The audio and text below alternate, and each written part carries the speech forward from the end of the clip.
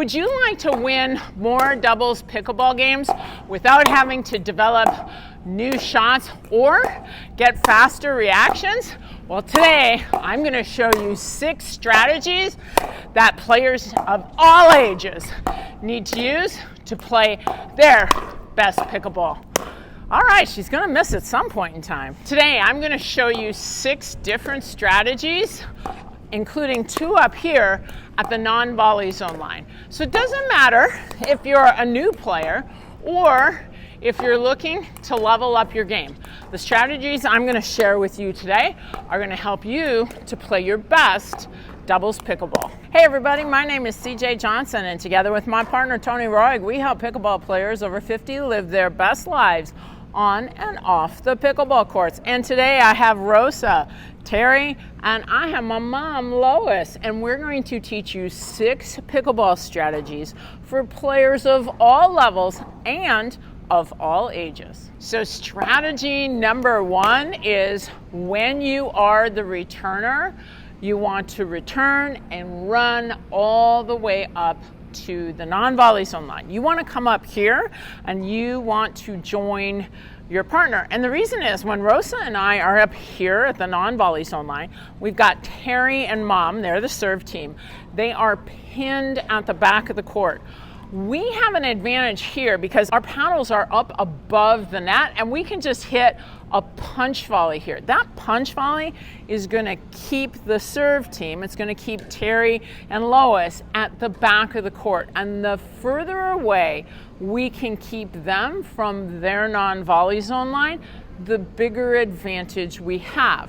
Now, one of the things that we see happen way too often. I'm going to go back here. Rosa's going to stay up here. She's going to be the non-returner right now. We're pretending I am the returner. One of the things that we see happen too often in pickleball, especially in rec play, is you have one player forward and the returner hits the return and either stays back here at the baseline or comes in to the court just a little bit. This is something that we call islands of despair. This is not a good position for us as the return team because what happens now is it allows Terry and Lois to come in to the court. You're going to come in right about there, stay right there, and that's going to allow Terry and Lois to come into the court.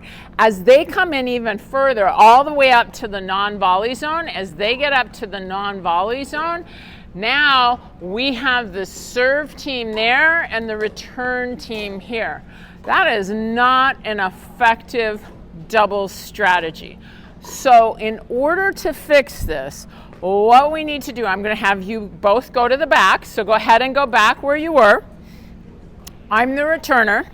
In order to fix this, when I get the serve, after I hit the serve, I need to get up here as fast as I possibly can and join my partner up here at the net. That's going to help us to keep the serve team away from the non-volley zone line, and that's an effective double strategy as a return team.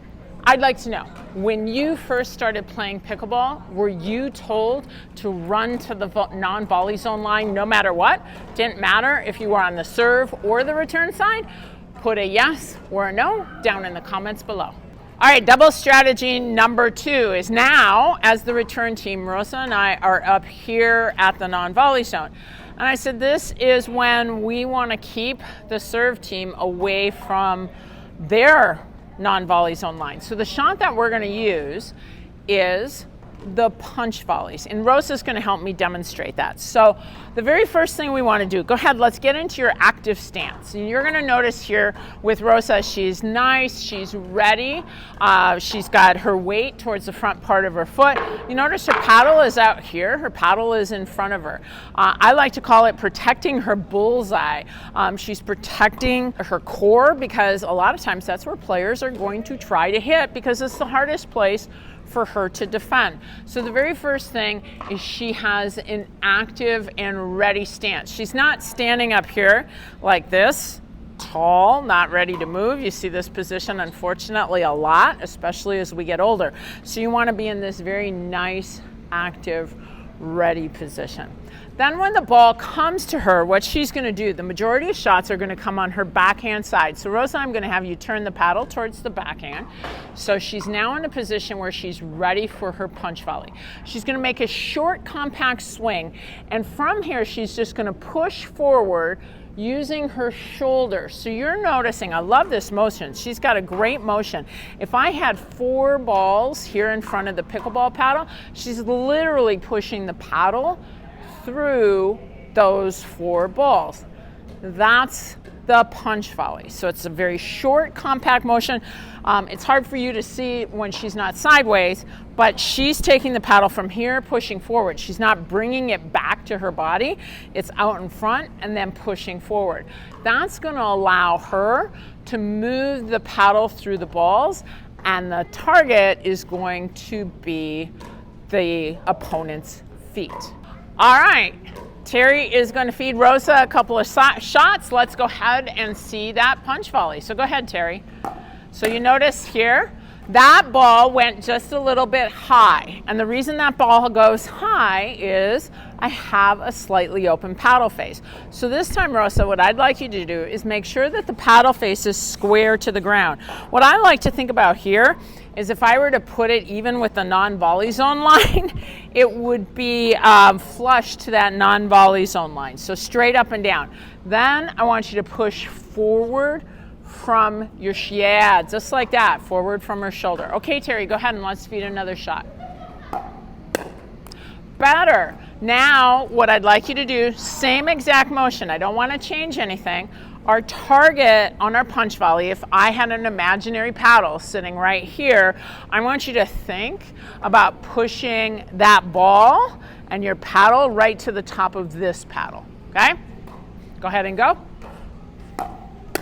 There we go. That shot had the perfect trajectory from the punch volley.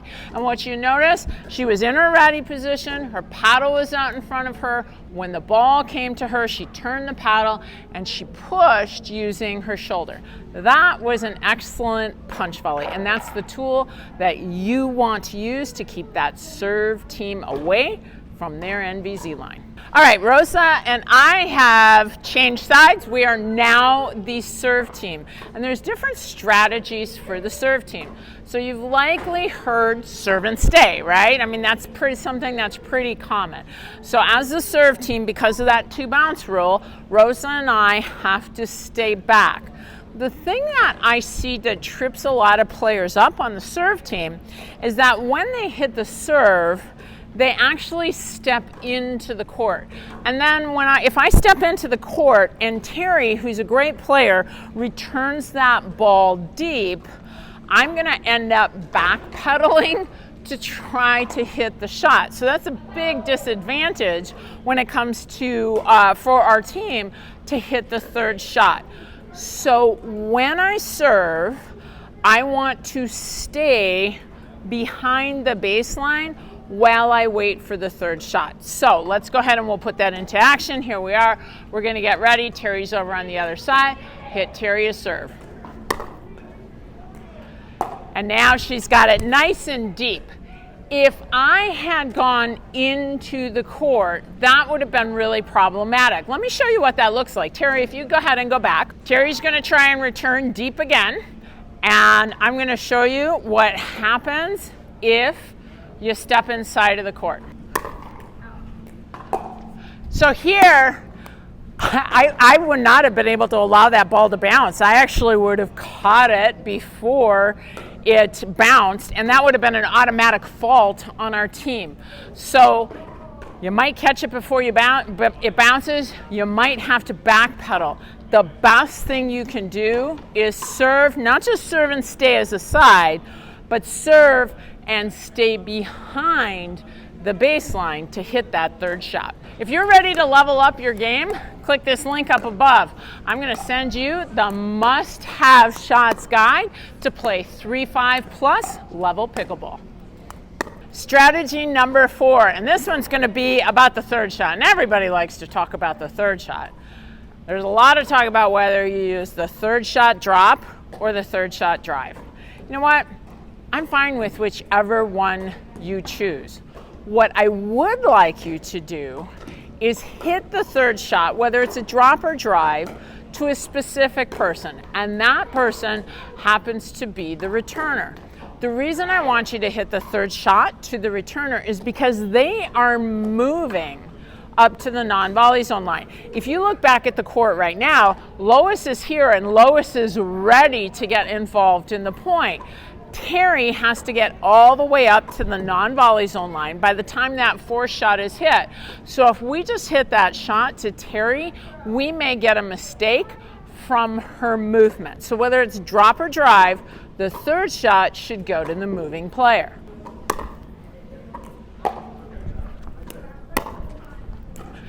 That third shot goes in Terry's direction. As I said, she's just got to the non-volley zone line, so there's a much greater chance that she will make a mistake versus Lois, who is already up there waiting for the next shot. All right, so we're up here. We've made it up to the non-volley zone line. So here is mistake number 5. We get up here, we're at the non-volley zone line, and then I see a player who gets a deep dink, and they back up. They start backing up off the non-volley zone line for absolutely no reason. What that does is that now puts them out of position to hit the dink, and it makes it easier for our opponents to get the ball at my feet. Now, there are definitely reasons to back off the non-volley zone line, like if we hit a pop-up and I can back up to be able to defend, but don't just wander off the non-volley zone line. You want to stay at this line if at all possible. Do this instead.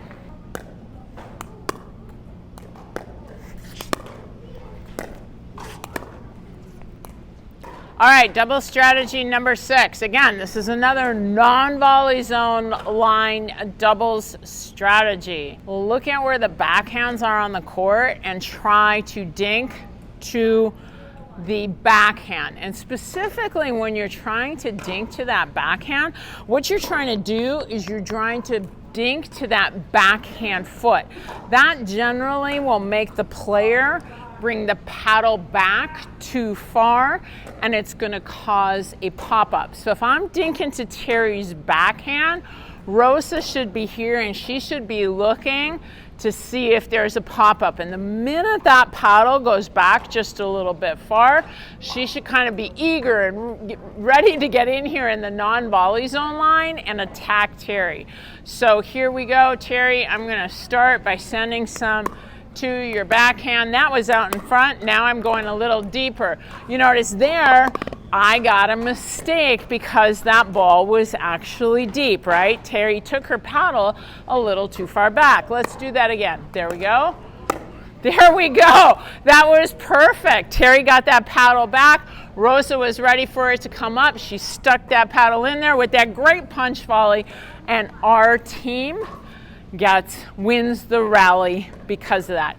So aim for the backhand, try to get it to the foot, and have your partner watching for the pop-up and attack it. Apply any one of these strategies and you are going to become the pickleball partner that everybody wants to play with. I'd like to thank the lovely ladies from the Minneapolis Pickleball Club for shooting this video with me, because together we can train smart, live bold, and age well.